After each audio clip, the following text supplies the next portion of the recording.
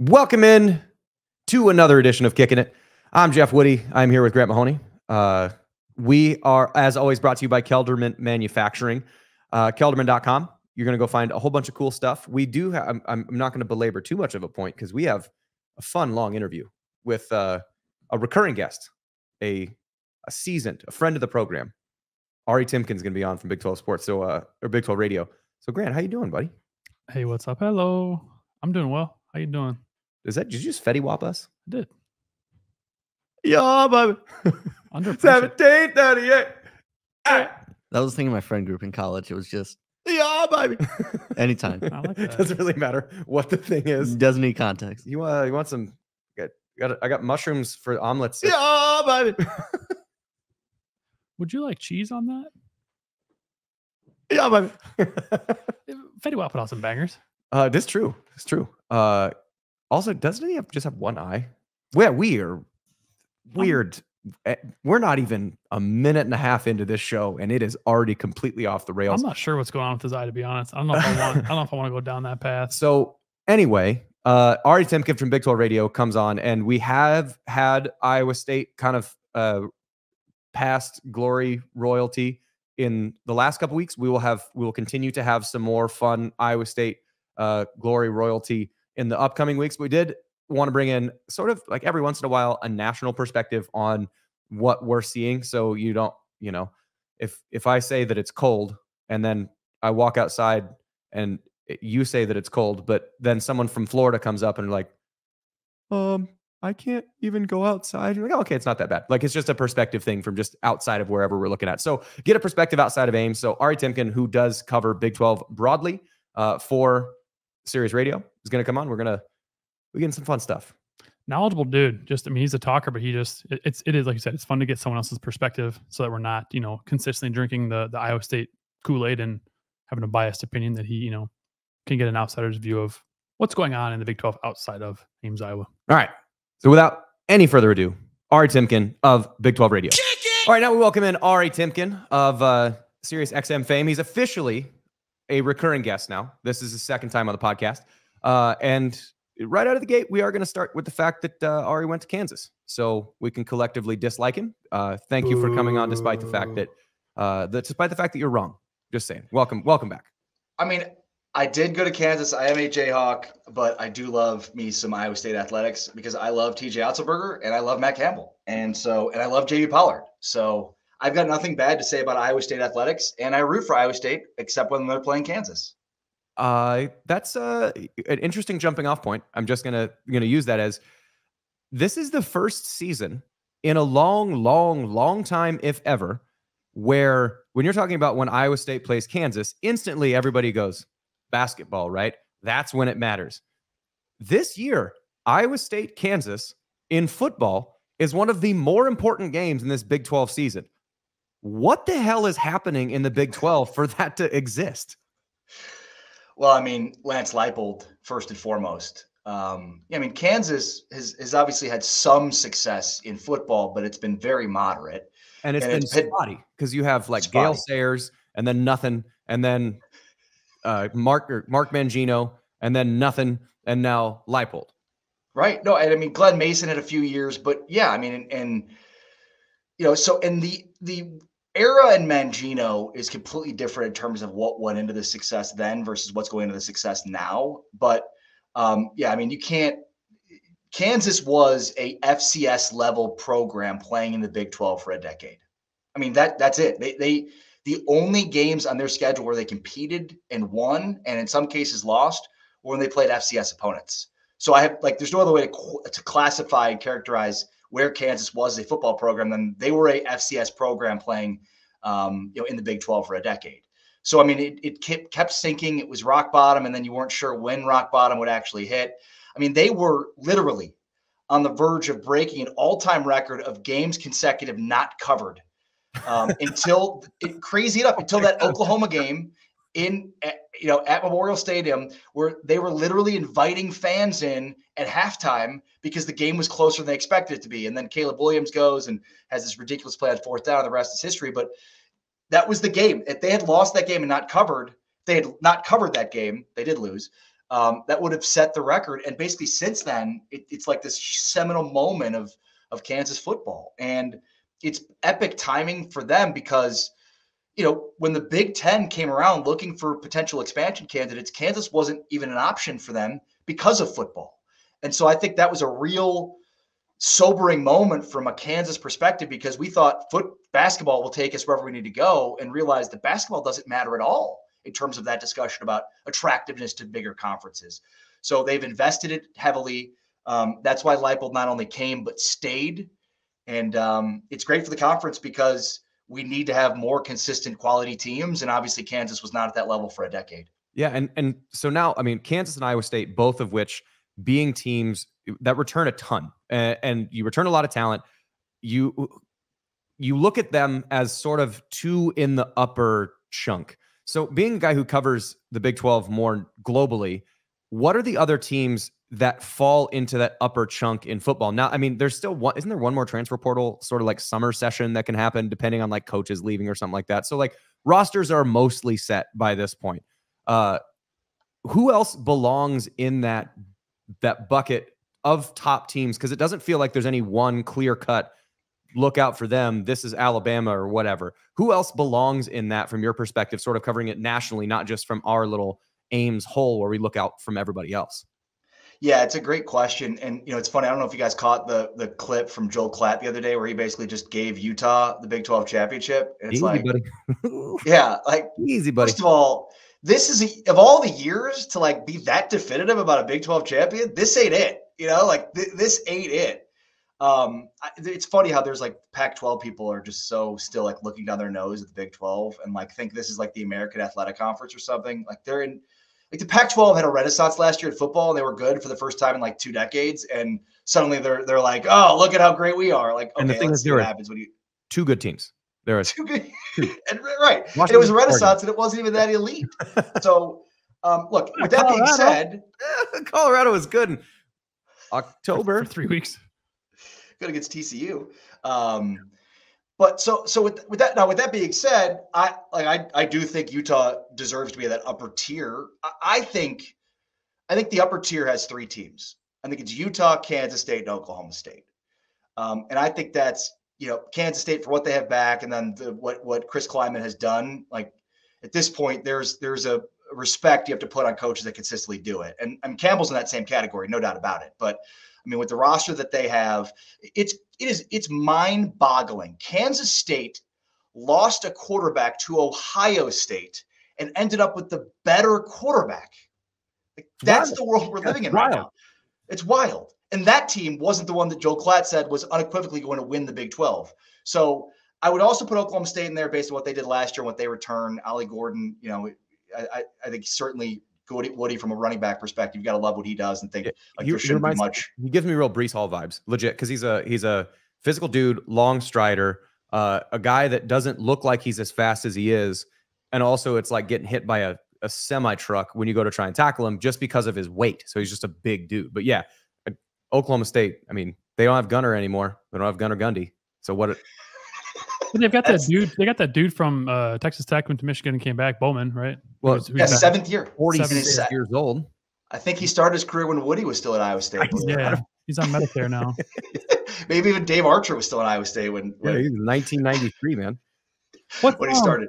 Ari, I want to ask you, what's with the disrespect, I guess, from your opinion, that Oklahoma State has received, because they are returning a lot, and I saw like in preseason that they're like 5th, 6th, or 7th. Like they're not as far as odds go. Yeah. So like when I saw that, I was like, what in the world? Like everyone has talked about Utah and Kansas State. When I'm not buying the Utah hype. I get it. They had, great teams, but like the Pac-12 and the Big 12, in my opinion, are 2 completely different animals.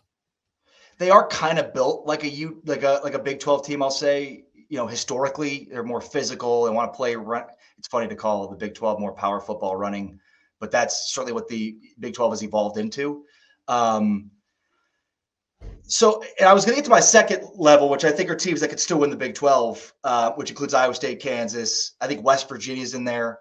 Look, I think this is a conference that's constantly disrespected. I would argue that Kansas State is consistently disrespected. As somebody that's a Kansas grad and has nothing good usually to say about K-State, it's It is crazy what Kansas State has done under Bill Snyder, and then again, and then they transition to Chris Kleiman. And it's like, when we talk about the most consistent programs across college football, they never get any credit. This is one of the most consistent programs across all of college football. What do they have to do? I mean, and I'll answer my own question, probably win a national championship. Not have shit fans. We can agree on that. That we can agree on. But I mean, you think about winning BCS bowls, competing for Big 12 championships, winning Big 12 championships in the Snyder era. And now, I mean, there's no better model of consistency. And I think Kleiman at this point, I mean, the 1 year is the 2020 year. That's a blip for most teams. Other than that, that is a model of consistency. So even Kleiman is proving year after year after year that's a team and a program you can count on. So, yeah, I mean, look, this is a league full of teams that are constantly disrespected. We are being disrespected by programs that had nowhere else to go and no Power 5 opportunities except for us. And you still have Arizona fans and Arizona State fans thumbing their nose at us. So that's the conference we're in. We are in a conference of constant disrespect. What I think is so funny too is that, a lot of these teams that were from the old Pac-12 are like your UCLA, your USC, that are in major cities, Utah's and Salt Lake City. And you see the Arizona AD, who's in Tucson, which is right outside Phoenix, huge metroplex in Arizona. And they're saying how please show up to our games. We're going to the Big 12 where they care about sports. And you've got teams that are in the Pac-12 that are coming from huge major, metroplexes that they don't care. They don't care about their. I think that's funny that Arizona State. I mean, they're basically in Phoenix, in Tempe, and they have a president in Michael Crow that a lot of people want out because they've talked about how little he cares about athletics. Meanwhile, they haven't had an athletic director that's been hired in 8 months, 10 months. They fired their AD and have an interim in place and has been that way for 8 months. You want to talk about not caring about sports? And these are the same fans that are I don't want to go to Manhattan, Kansas to watch a game. I don't want to go to, Ames, Iowa. Why don't you go there before you poo-poo how bad it is? Because like you said, these are places that care and are passionate about sports. And that matters. That matters a ton. Yeah, I think the fun thing about the Big 12 generally is it does feel like sort of a familial thing. You don't necessarily have to like all your cousins. You wouldn't necessarily choose to hang out with your cousins, given the choice of all humanity all the time. But nobody can pick on your cousins except you. Right. I can make fun of my cousin, but you can't. If you make fun of my cousin, come on now, settle down. And I think the fun thing about having the new teams come in is, one, we don't really know. There's non-conference games that get played before teams really get assembled. Before they figure out where quarterbacks are going to make their primary reads and which offensive linemen are going to play. So the first 3 games of the year, yes, you're Texas and Alabama play each other early, which great, cool, awesome. Then you have bowl games, and we all know bowl games don't really matter. You have half of a roster playing a full roster on the other side, or 3/4 or whatever. Maybe your coach is gone. Right. Yeah, and so you don't really know how the conferences stack up against each other, because it's sort of I'm tougher than you because you beat me or because I beat you in a fight, but then you're only tough because you beat me once in a fight too. So there isn't really a proof outside of there. So when these conferences kind of assimilate into the other conferences, I think stylistically it's going to be really fun, because you look at the teams like Arizona and I think Utah, not really, but Arizona, Arizona State, Colorado, they are very successful or unsuccessful. 2012 Big 12, it's throw the ball 45 times, 50 times. We're going to spread you out. We're going to try and go super, super fast. And the Big 12 now is SEC circa 2008. Obviously you're not saying there's going to be an LSU there, but the teams, I want you to put your toes on this line. We're going to punch each other and see who falls over first. And that's the teams that have found successful, the Kansas States, the Iowa States, the Kansases. And now that run and gun style old Big 12, which is now the Pac-12, is now morphing in, and it'll be interesting to see how they stand up to the entirety of the conference. And it sort of feels like BYU is probably a less deep version of what I think the Pac-12 schools coming in are going to feel, which is, I think they were 5-1 out of the gate. And then they got punched in the mouth and punched in the mouth and punched in the mouth and punched in the mouth. And pretty soon you lose a guard and you lose a linebacker and you lose a safety. And then you kind of have a guy who's like dinged up on his both shoulders and doesn't really want to engage with a defensive end. And it just starts to get harder. And it feels like a team like Utah was the bully in the Pac-12. Yes. And then you come to the Big 12 where every team is that physical. That's, I think, the biggest for me storyline, independent of like who's going to win the conference. To me, that's the biggest storyline is, can these teams match the physicality of the Big 12, or is the Big 12 maybe not as physical as we thought it was if these teams can just come in and walk? Like, that's, I think, the storyline to me that is the most compelling this upcoming season. I agree. And look, I mean, look at the NFL draft from a Big 12 perspective. The best prospects were offensive linemen, interior offensive linemen. And you could probably make the case the best prospects coming out of the Big 12 this past year for the draft are both offensive and defensive linemen, which if you have a strength of a conference, like that's it. And, you know, ultimately this conference is going to need to win a national championship in this new playoff era. Well, I mean, we all know that's the key. You know, you could be great at skill position and you can air it out and you have these fun offenses that are putting up gaudy numbers. I mean, the teams that are hoisting national championship trophies are substantive. They are beat you up front. And that's like, when you think about the grind of having to win multiple playoff games, like that's what it's going to take. And I think the league realizes that, whether it was, you know, on purpose or organically. But I do think the strength will continue to be offensive line play. I mean, I look around this league, I think West Virginia is still going to be really good up front. I think Kansas is going to be really good up front. Obviously, Iowa State is going to be really good up front. And so that, yeah, but that's the key is to continually have teams that are really good up front on both lines of scrimmage. And that was the strength of the conference last year. And the proof's in the draft. Kind of talking on one thing both of you guys said. So Jeff had mentioned, you know, how the Pac-12 is, you know, kind of air raid, you know, and slinging around. I feel like the Big 12 had been like that. And like you mentioned, they had been like that for a long time. But then Iowa State implemented their defense, which kind of shifted the entirety of the league. And no question, teams in and of themselves kind of went away from the air raid. So I'm curious to see how these teams come in from the Pac-12, how they handle these defenses that have been. Because I don't think there's any Pac-12 teams or old Pac-12 teams that ran a 3-3-5. And because that's the whole point of that defense, is the fact that it's eliminating passing space. Yes. Like, we're going to fit the run because we have athletic guys that are going to come in, you know, guys like Bo Freeler are going to be able to fit the run, but you can't just sit back there and throw. You're going to have to run the ball, then we're going to choke down on it. I don't think any Pac-12 teams run that. So yeah, it will be interesting to see how they respond. So not especially not a only team like Arizona. Yeah. So not only like the physicality, you know, aspect of it, but then also dealing with a defense you may not have really ever seen. And I think that's why, you know, Iowa State struggles with Iowa as often as they do, is that Iowa's defense is it's their bread and butter that they've got. You know, they know exactly what they do, and it's a little different than something you see in the Big 12. But also, my second part of that was, Ari, something you said about playoffs. I want to ask you what your thoughts are on, you know, Brett Yormark's comments about expanding.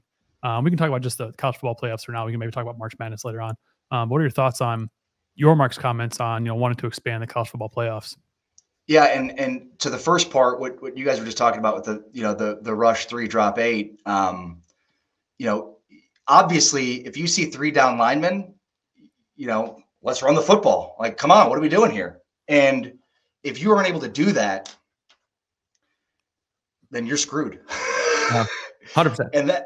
And this conference, this is the hit the ground running thing. Like, this conference is used to that. So Utah will be in good position. And look, Utah could be a team that could throw the ball a little bit better than they did last year because they could not play quarterback last year. Yeah, they didn't have Cam Rising.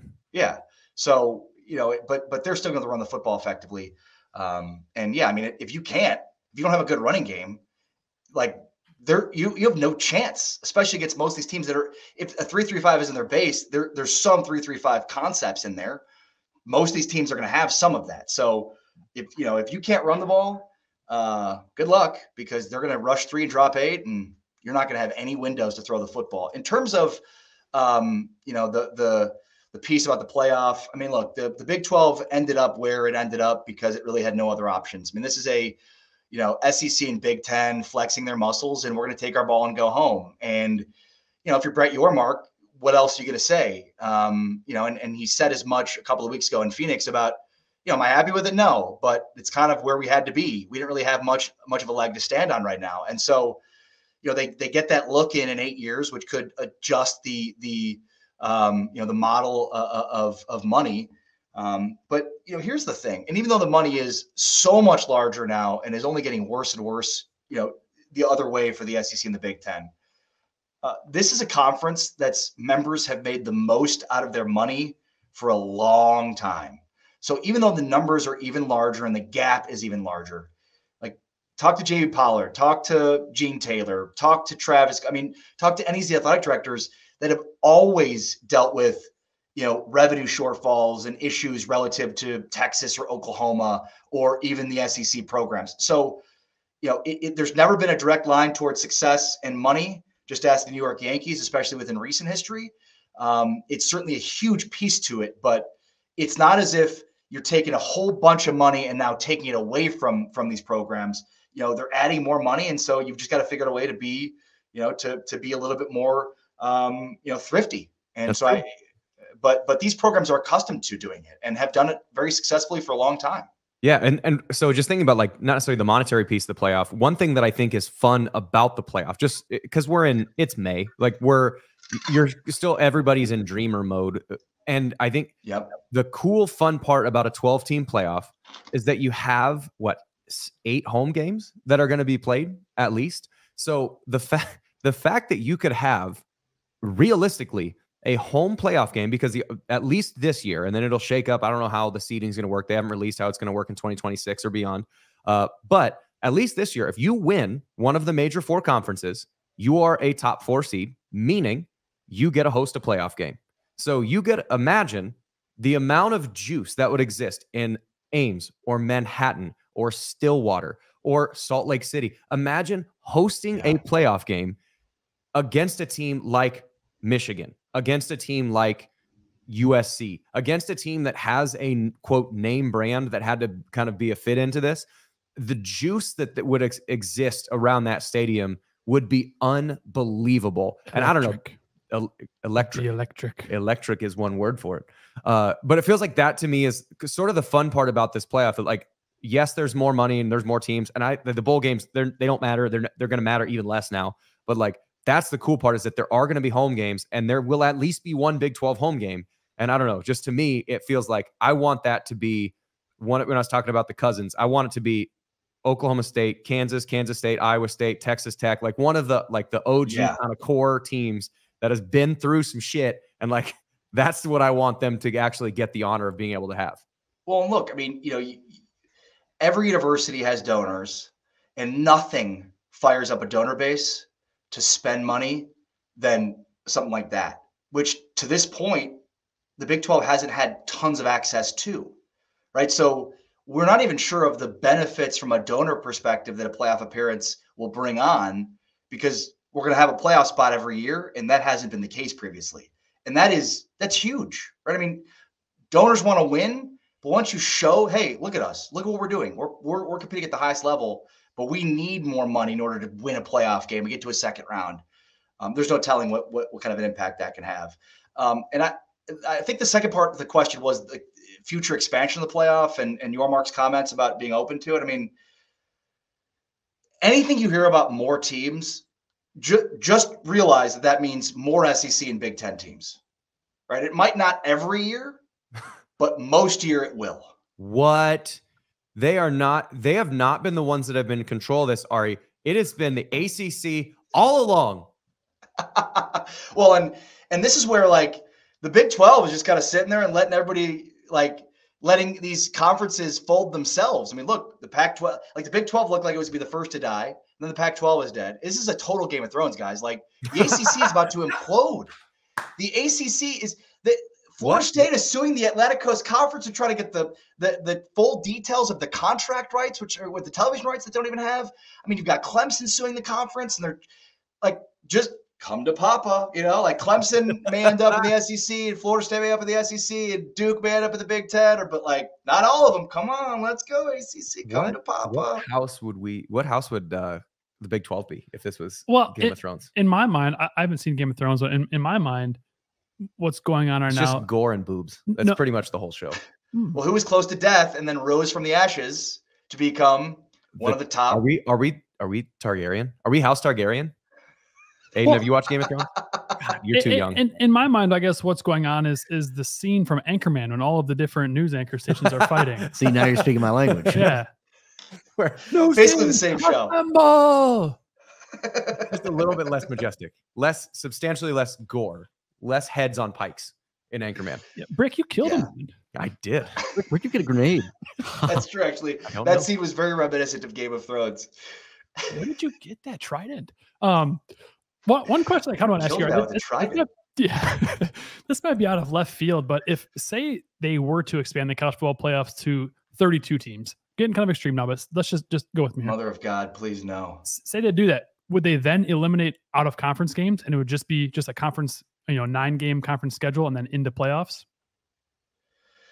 Is that even a possibility, or am I just kind of throwing shit? Well, that's just the FCS. It's just the FCS, because the FCS has 24, and they get buys for the top 8 seeds, however that math ends up. And I think they have 11 regular season games. So I think they play 8 conference games. They play the 3 non-conference games. I believe it's either 3 and 8, or anyway. So it's like, I think it's 11 or 12 regular season games still. Well, the reason I asked that too is because Sonny Dykes came on and said he thinks there's going to be a split between like the P4 and the group of 5. And so if that does happen, the group of 5 is kind of on their own, then they wouldn't have to rely on like Iowa State doing a home and home with Ohio. They can kind of, fund yourself essentially. So then does that mean Iowa State would have to play, an Ohio or a UNI or Arkansas State, kind of on their own?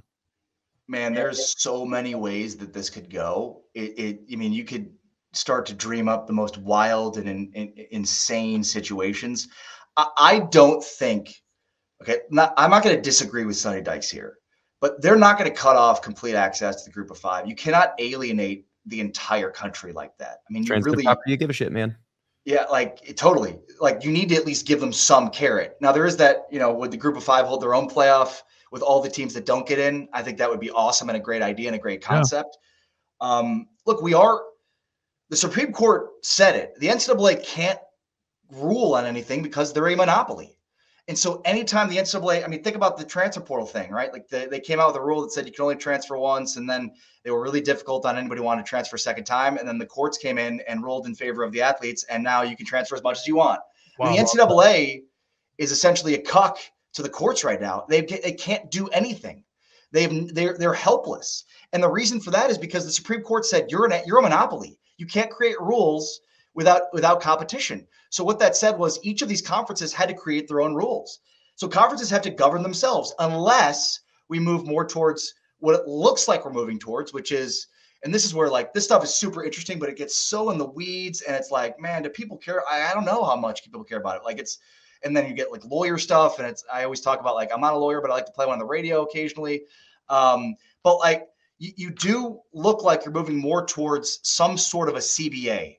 And that's ultimately the only fix to this for the NCAA. They need it's the only reason why the NBA or the NFL or Major League Baseball are not monopolies, because they collectively bargain between the owners and the Players Association. That allows them to skirt any of the antitrust laws. So either the SEC has to come up with their own rules, and the Big 12 has to come up with their own rules, the Big 10 has to come up with their own rules, and they can be similar but not the same, because that could be viewed as being a monopoly.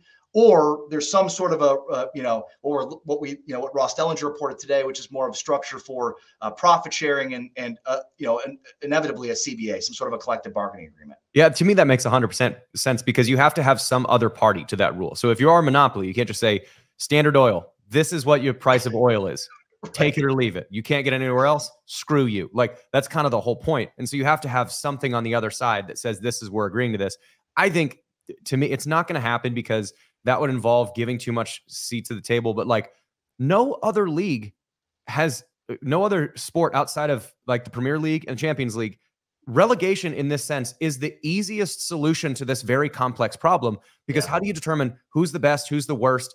If you win 0 games at X level, South Dakota State is a better team than pick bottom of the barrel ACC team.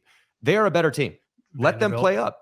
Vanderbilt. So South Dakota State would beat Vanderbilt 8 times out of 10. If you put them on the field, they would beat them 8 times out of 10. Let them play up. And eventually San Diego State or South Dakota State beat Kansas in that stretch. I mean, that was one of the teams that I think beat them twice in that stretch. And so, like, to me, like, relegation feels really easy because then again, a Tulane, now they're in the Big 12, but a Houston, a school that has some cachet and has success at the lower levels, a Liberty, like, they would be able to kind of play their way. To me, there's just relegation feels like the easiest way, but there's no way that happens because that assumes that there's so much risk for those that the haves who would be making the rules won't accept the risk of becoming a have-not when the haves are the ones that are setting the chips on the table. So to me, it's the easiest, the cleanest way to still, like, because I use the term transitive property, give a shit. If I don't care, if this game has no effect on my team, I don't care. So, like, I'm not watching North Dakota State versus South Dakota State, even though it's really good football, but it just doesn't affect me, doesn't affect my teams. So if you have a relegation and promotion setup, every single team cares about every other level, because then you might be, if you're a Vanderbilt fan, you might go, oh, we need North Dakota State to lose because we can't have them becoming one of the promotable teams or whatever. Then you start caring about levels below you. The lower levels will still continue to watch your Alabamas, your Michigans, whatever, because if everything splits apart, I'm only going to watch what Iowa State and whatever the Big 12 ends up landing in. I'm just going to keep watching that. I'm not really going to care what happens in the upper level. So to me, this is me on my soapbox for all the powers that be that definitely listen to Kickin' It, is a promotion relegation system solves so many problems and increases the size of the pie to be divvied so much that you will still make money from this. So to me, just promotion relegation. I cede the floor to anyone else who wants to make some soapbox. Well, and look, I mean, I agree with you. I think going back to the point about how practical is it, because I just don't know that the people in power to do something like that would agree to it because of the risk. And that kind of opens me up to, like, the idea of dominance. And we think of it as like on a linear, plane in terms of, like, dominance in football. And, like, I mean, Nick Saban's not at Alabama anymore, right? So, and while I think they've got a hell of a football coach, will they be as dominant as they once were? It's funny how, and Arch and I talk about this all the time on Big 12 radio on Sirius XM, plug. But, like, the SEC is not that great. Georgia, Alabama, and sometimes LSU are great. The Big Ten's not that great. Ohio State and Michigan are great. It's sometimes Penn State. Don't tell it to Iowa fans. But I mean, they're not great. Like, you guys are riding the coattails. Yeah, like, and every other program in those conferences love to talk about how great the conference is because of that conference pride that only matters to them because the top of the conference is that good. Like, that's all that this conference is missing. One or two dominant teams at the top that win national championships. But aside from that, there's no difference between these leagues other than that. Yeah. And we don't even know if Alabama's can continue to win at that level. In fact, I'd argue there's no way that they could, because who can sustain that level of winning? Even if they win one national championship in 5 years, that's still great, but not even close to the level that they've been at. And Georgia could absolutely still be on that. But think about this, guys. A couple of years ago, Texas A&M had the greatest recruiting class ever. And Texas went 5-7. That was a couple of years ago. Here we are later, and Jimbo Fisher's bought out. All of that entire recruiting class is gone, and Texas played for the national championship. Things change quickly. Yeah, and man, you're preaching the choir. Because the thing that is really interesting is that when you use the metric of just, especially in football, because there are the sample size is really small in football. It's 12 games in a regular season. 13 if you get a conference championship, 14 if you get a bowl game, 15 if you're a playoff and you win your playoff. 15 is a really small sample size to say who's the best and whatever. So whenever you then take the very top of that, lop off the top 10% of any conference and then see what the rest is. Lop off the bottom 10% of any conference and see what the rest is. And that's your average. That's pretty much the bell curve of everything. And the middle of every conference is pretty much the same as the middle of every other conference. So it doesn't change that much. I think basketball, and use this as a pivot, basketball is a little bit more interesting because there is a greater sample size up until you get to the NCAA tournament, in which case it's one game. And if you have a great game and you shoot well, congratulations, you move on. Unless you're playing UConn, and UConn just being the best team, the the NCAA tournament doesn't like it's a hard reflection of the fact of who is the greatest conference and whatever. It still kind of feels like the Big 12 is still towards the top of that, and it's only going to continue to get better. But like college basketball as a whole is really strong, but like the Big 12 feels like it's just a little bit better because the middle of the conference is better than the middle of another conference. If you take the 9th best basketball team from the Big 12, whoever that is going to be, and play the 9th best team from the Big 10, the 9th best team from the ACC, the 9th best team from the Big East, whatever, the 9th best team in the Big 12 probably beats the 9th best team in any other conference. Not necessarily because Houston or Kansas or Iowa State is going to beat the number 1 team of any other conference. So to me, that's the Big 12 going into this next year is the strongest conference in the country, not because of its top heaviness like the SEC and the Big 10 in football, but because name a bad team that you're going to be coming in against. So to me, I don't know what your thought, just generally like the Big 12 in basketball is going to be just a shit show again. Well, there's a lot to get there. So let me start off with, I think, what is such a good point, and I'll try to make it off of your point, Woody, as quickly as I can. Okay, so was the MAC better than the Big 12 at football last year? Yes. Kidding. But I mean, Ohio beat Iowa State. We had another. What was the other MAC team that had a win in the same week? Right? Cincinnati. Miami, Ohio beat Cincinnati. How? I mean, we all know this because we watched them all season. Iowa State week 3, Iowa State week 10. Same team? Very different. So what do we? And like that's how sports goes. So when we talk about the strength of a conference, like so much of this is when did you play them? In basketball last year, Kansas was unbelievable in the non-conference. Okay, beat UConn, beat Indiana at Indiana, beat Kentucky, beat Tennessee. Only lost Marquette. Iowa State, very, very easy non-conference, not a lot of good teams, whatever. In conference, Kansas stunk. Iowa State, great. They had the inverse seasons. So it's like, okay, so how are we judging this? Was Kansas beat UConn and Tennessee? And so is this a better conference because Kansas had all those wins, but then stunk in Big 12 play? But Iowa State, who had, we kept hearing all year, they haven't played anybody in the non-conference. Well, who cares? They played everybody in conference and beat them all. Like, what are we talking about here? So much of this conversation is like, when did you play them and how we evaluate this? So it is very much like whatever numbers you want to use to pad your argument, you can use. The Big 12 is still the best conference in America. And I'll tell you how I know that, because players are flocking to play in it. Look at the transfer portal. Yeah. I mean, look at what Baylor did. Look at what Kansas has done. Look at what Iowa State is doing over multiple years in recruiting. People want to play in this league. People are leaving the SEC and the Big 10 to play in it. Hunter Dickinson left the Big 10 to play in the Big 12. Rylan Griffin from Alabama just helped them go to a Final Four, is leaving SEC to play in the Big 12.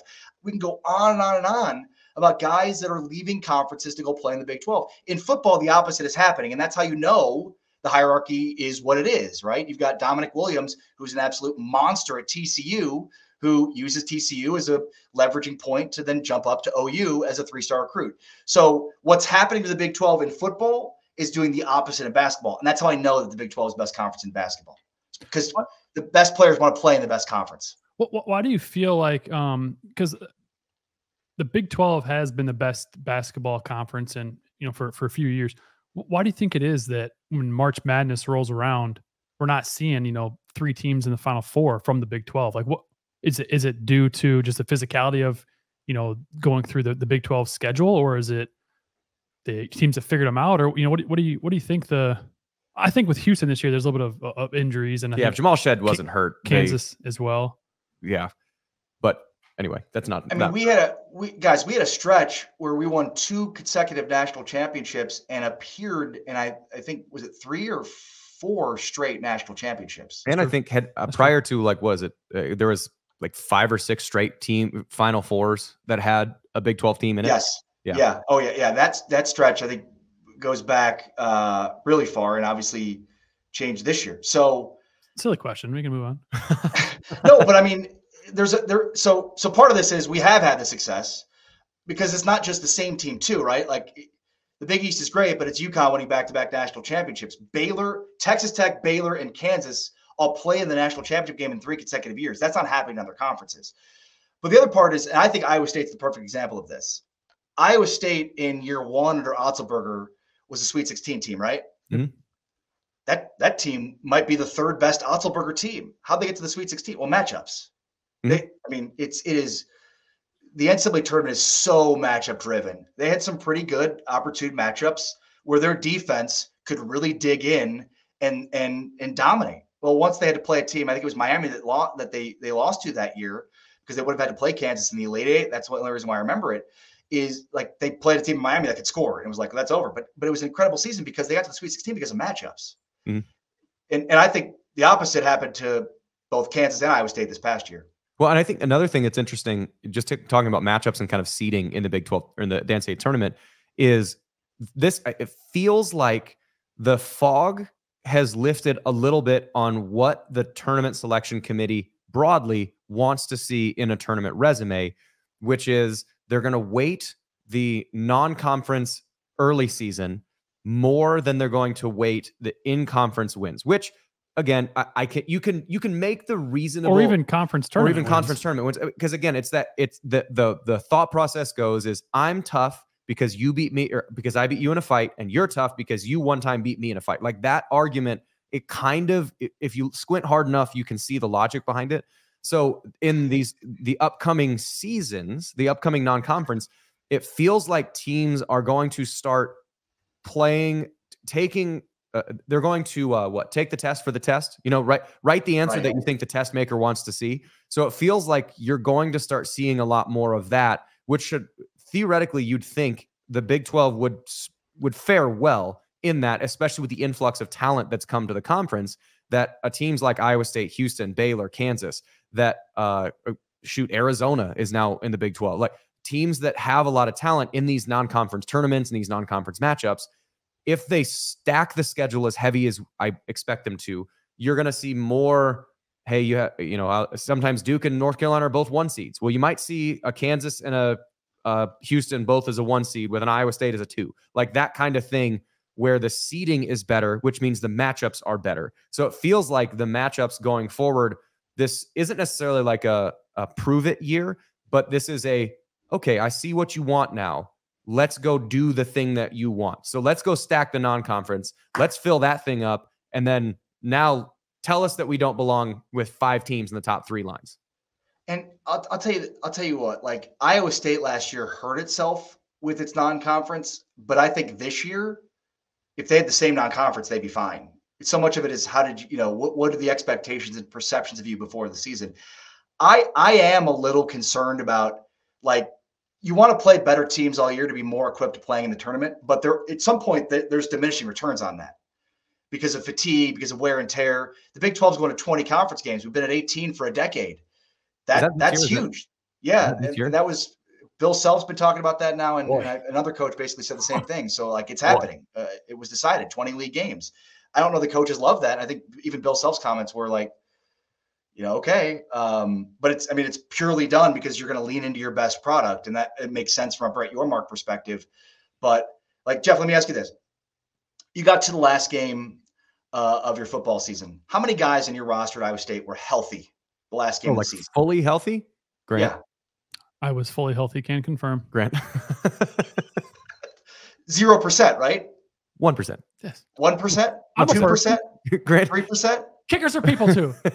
You're right. And since I never kicked at that level, absolutely. But like, so that like the idea here that these teams are healthy, it's to what degree? I mean, I covered the NBA finals with the Spurs. I covered them all year. Like, you get to the end of this marathon and none of those guys are healthy. And it's like, you're dealing with questions from people that are like, oh, that guy's not healthy. He's hurt. It's like, none of these guys are healthy. They're all like, that's the marathon. That is what makes this so freaking hard, is you have to keep playing at a high level and you have to sustain that over a very long period of time where there's an insane amount of wear and tear. Now, football is different than basketball, but it's the same thing. So I am concerned, guys, a little bit with that in terms of like the diminishing returns of you played a really tough schedule and the wear and tear. And it's like, Kansas had a bunch of issues, but that was a major issue for Kansas last year. And again, I mean, you had look at that non-conference they had, look at the conference they didn't have great depth, but like it's beside the point. Like that at some point does have diminishing returns. I think everyone, kickers included, have bumps and bruises at the end of the year. And that was just like a big, like you get a bunion like in your right foot. No, just sore shoulder from decleating people mostly. I got a stinger one time. I mean, at some point, if you're gonna be involved in collisions in football, if you're a kicker, Grant's seeking him out. Grant's a missile. I'm a heat-seeking missile. Yep. And then once I do, I stand over top of him and I say, "You just got tackled by a kicker, little bitch." Well, that makes 2 of 3 of us then.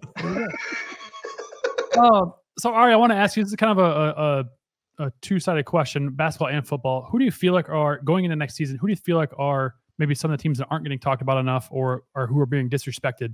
Going into the season, or like I feel like West Virginia in basketball. Now that they got Darren DeVries, they could be kind of good. And Tucker, and they've had some nice recruits. Some nice. We're talking about basketball or football underrated. Let's do either both. one. Let's do both. Either one. Yeah, I mean, West Virginia is definitely underrated in football. Which is kind of crazy because Neil Brown was on the hot seat. Like he was like, "You got to win this year or you're fired." Now it's like, let's give him an extension. Yeah, I mean, it's crazy how quickly things change. I mean, it's funny. I don't know if this relates to your question at all, but every year at this time, we call this list season. 'Tis the season because you got nothing else to do, so you got all these lists and top coaches, and it's like, how many times do we see Matt Campbell on those lists in the top 10? A lot, right? Over the course of the last 5-6 years, we've seen Matt Campbell appear on that list a lot. We haven't recently. Did Matt Campbell become a really bad coach suddenly? Yes. He's terrible. He's on the hot seat after Ohio. Apparently. Terrible. Oh, yeah. That guy. Sticker face guy. That guy. Sticker face guy. Coward. So and now Lane Kiffin's the flavor of the month, so I mean, I think Iowa State football probably is not getting the respect it deserves based on the success they had last year. And, again, based on what they return. I think Rocco Beck's one of the best quarterbacks in the country this year, which a lot of people in the back. I mean, and I was trying to replace him last year with JJ Cole at 3 weeks into the season. I was like, this guy's not throwing. Pull the trigger, dude. Let's go. What are we doing? But he did. And I ate my words because, man, was he fun to watch. And, I mean, the offense really evolved. I mean, Iowa State, to me, they're a legitimate Big 12 title contender. You're not going to hear anybody outside of Ames, for the most part, mention that. You're not just saying because you're on a Cyclone Fanatic podcast, are you? No. I mean, look what they returned. That's because we paid him. Thank you for that, by the way. I'm just kidding. No, I would never take money from you. I should pay you guys for the amount of content I consume across the Cyclone Fanatic network, be it podcast or article. That's all Aiden. I could share my screen with you, but I have a bookmark folder of all of the team pages for every team in the Big 12. It is a lot, and it's only gotten bigger. And I say this to you guys every time, but you're without a doubt. So I'm on all the 247 and Rivals pages, and obviously the ones that are not associated with those either. And Cyclone Fanatic's one of the best, if not the best, out there. You're welcome. Well, that's nice. Yeah, thanks. It's all Grant. Thank Grant does. Yep. Grant does a lot of work. Oh man, I feel like that's the best place to end. Again, we're missing out on some more underrated teams, but I feel like that's the best place to end. It's just someone. Yeah, more underrated teams. Can't give the Midwestern goodbye.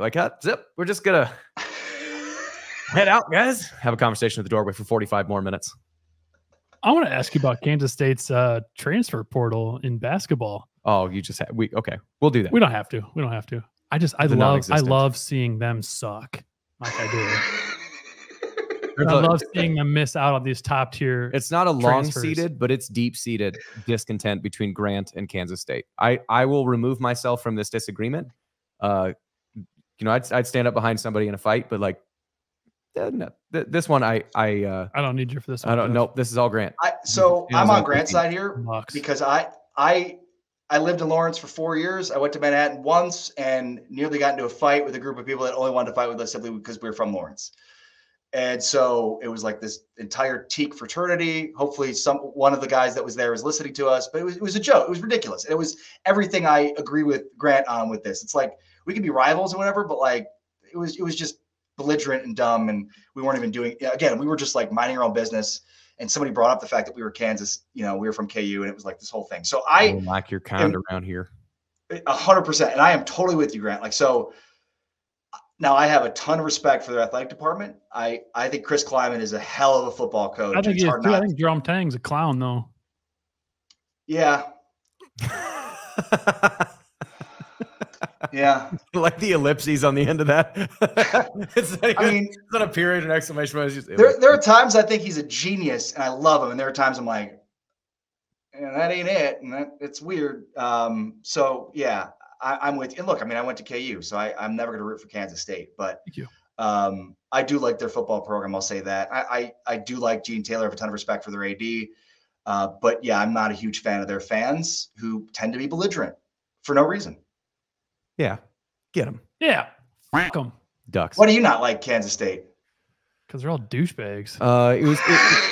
It came after Tangate, and then some words were said, and then there's more words that were said, and then more words that were said. And then at that point it was for me it goes to social media. They all hide behind burners and just love to throw just the most egregious, like very personal, like we're gonna come have sex with your wife. Not to me, but like to other people. It's like, too far. Come on. It's right. sports. So for me, it's like, yeah, you guys are just douchebags. Go and get. Yeah. And I mean, look, I hate when like in the media we live in, Twitter or X, and it's like it's so not representative of the real world, you know, and we can get locked into it being because it's like I think 30% of Americans are on Twitter. We think about like YouTube, like 80% of Americans are on YouTube daily. So I mean that's a better represent which probably doesn't speak very highly of us, but probably a better representation of like the general public. But it is a vocal minority that stands out in a way that like the more egregious shit that they say, the more it stands out. And so much of it is just wanting to get a reaction. I talk about this all the time. Like it used to be really difficult to threaten somebody's life.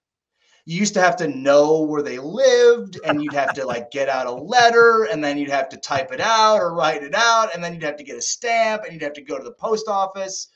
It's really easy to threaten somebody's life. In fact, I used to host a podcast with the former Giants running back Rashad Jennings.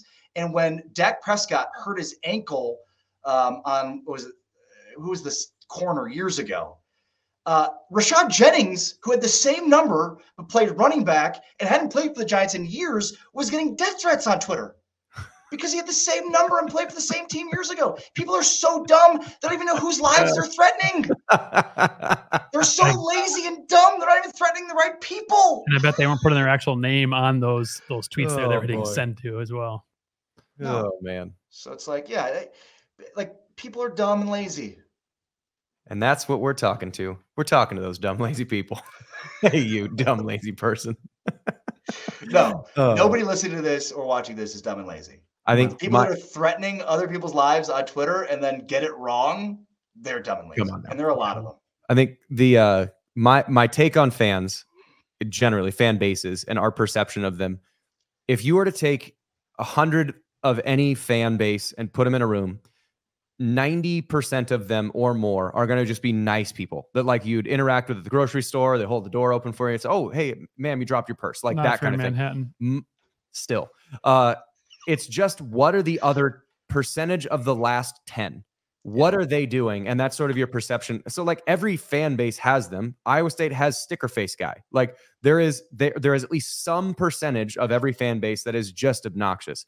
I feel like Iowa State fans' percentage of that is smaller. And then as you look, I would agree with that. The token fans, I mean, getting away from Kansas State for a second, the fans that you always think of that are like let's talk about Iowa fans. The Alabama fans or, you know, Utah fans as they come into the conference, like, oh, they suck. The fans, it's just what portion of that 10? Is it 1 out of 10? Is it 4 out of 10? Is it 7 out of 10?